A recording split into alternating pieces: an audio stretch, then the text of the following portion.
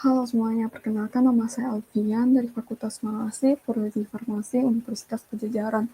Pada kesempatan ini saya akan membahas mengenai does tolerance matter atau apakah toleransi itu penting. Jadi pertama, toleransi adalah suatu sikap atau perilaku manusia yang mengikuti aturan di mana seseorang dapat menghargai, menghormati terhadap perilaku orang lain. Jadi toleransi ini dikembangkan agar kita dapat menghindari sikap diskriminatif terhadap suatu kelompok atau seseorang. Nah, toleransi ini sendiri bertujuan agar kita dapat menjaga kedamaian dan ketentraman dalam kehidupan kita.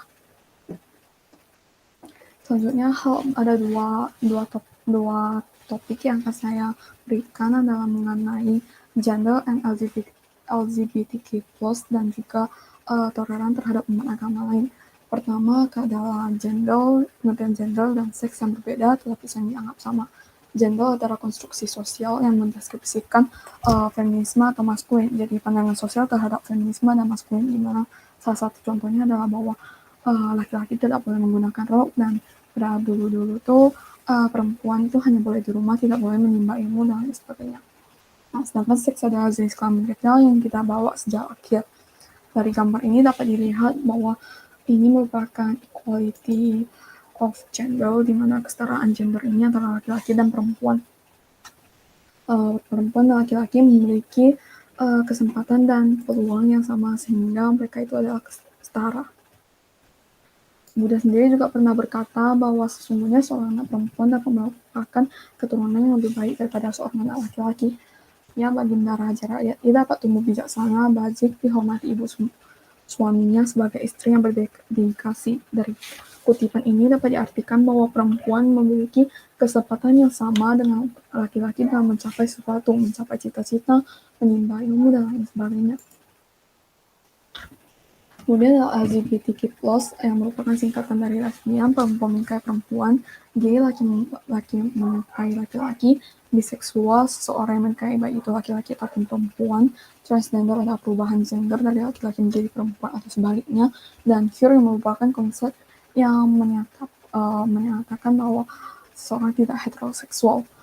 Nah, LGBTQ+ ini dianggap sebagai hal yang minoritas, sehingga kadang-kadang dianggap sebagai hal yang tidak baik, tidak benar. Dan konsepsi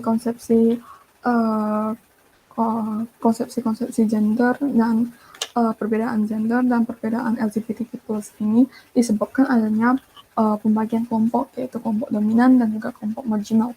Kelompok dominan sendiri adalah kelompok yang bisa menormalkan sesuatu, apa yang mereka lakukan atau apa yang mereka katakan itu dianggap normal.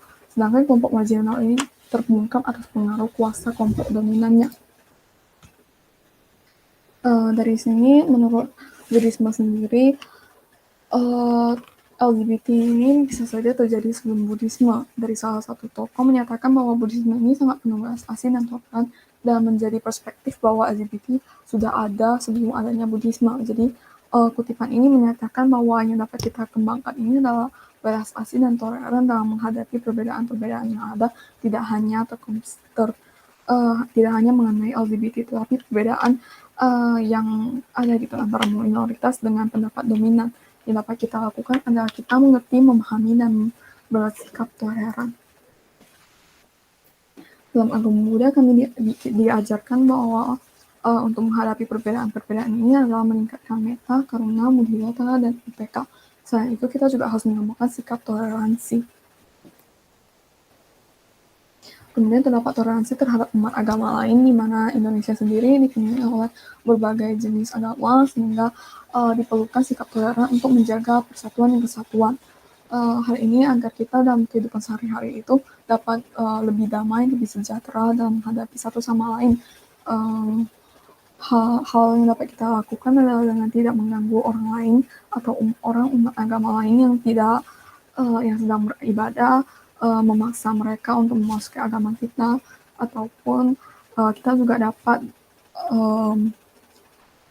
menjaga perdamaian antara kita dengan mereka.